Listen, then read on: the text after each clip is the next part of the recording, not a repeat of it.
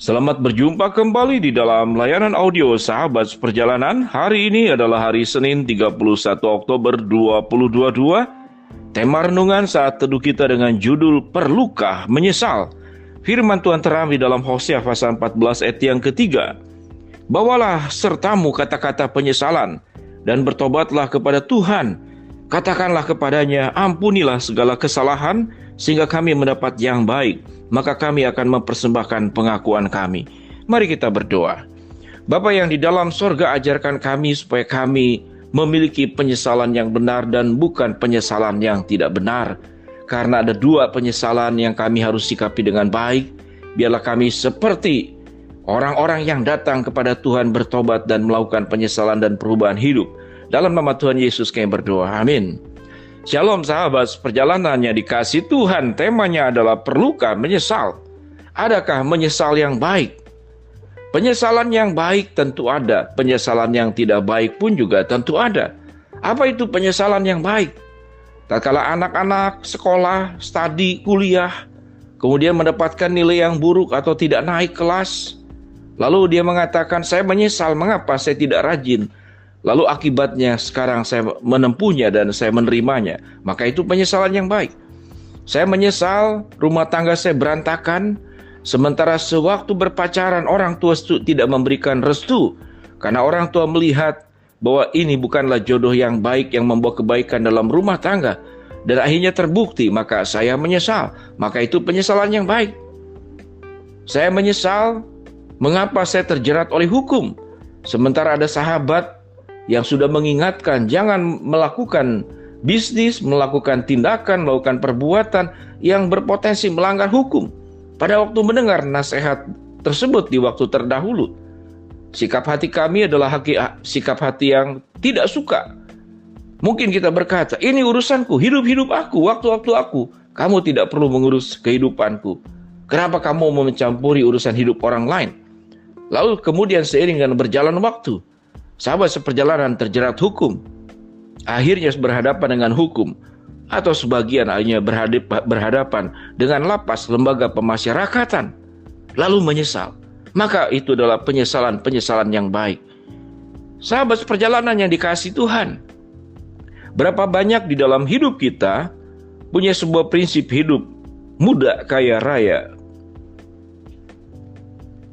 Waktu muda foya-foya, sudah tua kaya raya.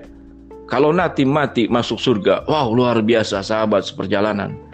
Waktu muda foya-foya, sudah tua kaya raya, waktu mati masuk surga. Orang yang foya-foya bagaimana mungkin kaya raya? Dan orang kaya yang masuk surga, Alkitab mengatakan betapa sulitnya orang kaya masuk surga. Itu yang firman Tuhan katakan. Bukankah dalam hidup kita seringkali memilih cara hidup dan jalan hidup semaunya pribadi masing-masing sahabat seperjalanan. Penyesalan yang baik sekalipun memang tidak ada kata terlambat untuk menyesal. Namun jikalau menyesal itu bisa dipercepat, mengapa diperlambat? Mengapa kalau sampai kemudian ada teguran, ada ancaman, ada konsekuensi, ada risiko ataupun yang sudah diterima ataupun akan diterima, barulah kita menyesal? Mengapa tidak menyesal jauh lebih awal dalam kehidupan kita? Karena akan ada kebaikan yang lebih banyak yang diterima kalau kita melakukan penyesalan yang lebih awal. Kita tahu dengan jelas dalam kitab Hosea, dalam kitab-kitab yang lain dalam perjanjian lama, Allah menantikan penyesalan bangsa Israel, orang Yahudi, anak-anak Tuhan, agar mereka tidak menyembah berhala, agar mereka hidup di dalam kekudusan dan kebenaran, agar mereka tidak menekan orang-orang yang susah, agar mereka memperhatikan para janda anak yatim, agar mereka dekat dengan Tuhan. Mereka melakukan semua yang benar di mata Tuhan, tapi mereka tidak lakukan. Sahabat seperjalanan, gambaran hidup kita pun seperti demikian. Apa yang dikatakan dalam kitab Hosea? Bawalah sertamu kata-kata penyesalan dan bertobatlah kepada Tuhan. Katakanlah kepadanya, ampunilah segala kesalahan sehingga kami mendapat yang baik. Sahabat seperjalanan yang dikasihi Tuhan, kehidupan yang benar, kehidupan yang lurus, kehidupan yang sesuai dengan firman-Nya, pada prinsipnya adalah itu menolong dan menjadi berkat dan menjadi sukacita dan kebahagiaan buat sahabat seperjalanan. Kalau kita dengar suara Tuhan dalam mencari pasangan hidup, rumah tangga kita baik-baik, bukankah itu baik untuk dirimu? Kalau kita mendengar suara Tuhan untuk tidak melakukan penyimpangan kiri dan kanan, supaya kita tidak terjerat hukum, bukankah itu baik buat sahabat seperjalanan? Kalau kita mendengar perintah Tuhan agar selagi masih muda, bekerja keras, bersungguh-sungguh, menjaga integritas, konsisten, kata-katanya bisa dipercaya, bukankah itu menjadi kebaikan buat setiap sahabat seperjalanan?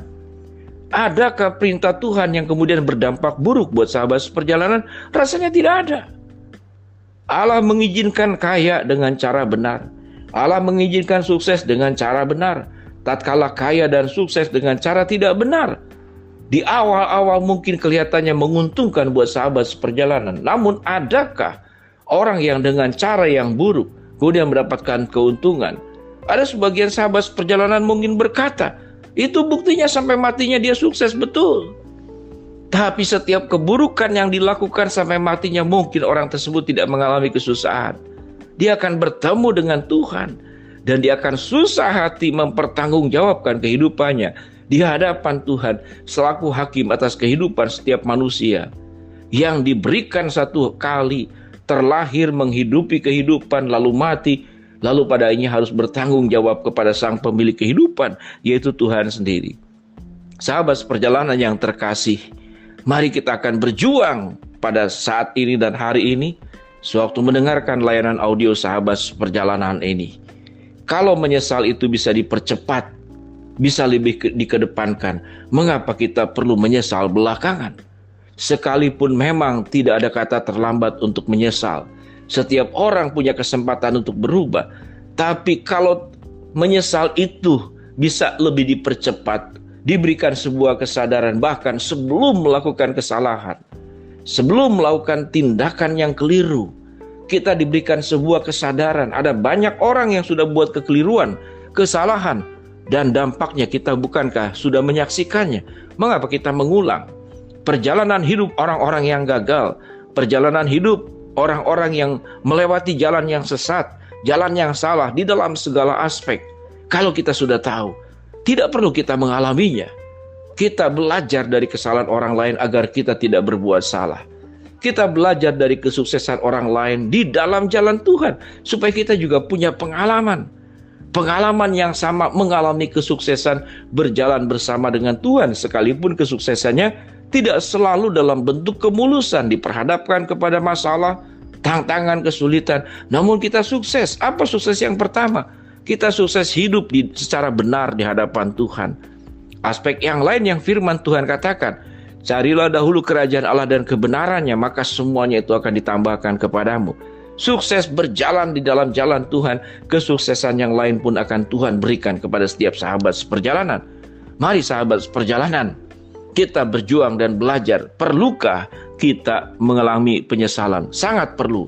Menyesal untuk hal yang baik, dan lebih perlu lagi dan lebih penting lagi, menyesallah lebih awal sebelum terlambat segala sesuatunya. Mari kita berdoa. Bapa dalam surga, terima kasih buat kebenaran firman Allah yang sudah kami pelajari. Biarlah kami tatkala melakukan kesalahan, kami menyesal dan bertobat datang kepada Tuhan. Hamba mau berdoa buat sahabat seperjalanan yang sedang sakit, Tuhan jamah sembuhkan. Sahabat seperjalanan yang sedang menghadapi masalah, Tuhan bukakan jalan.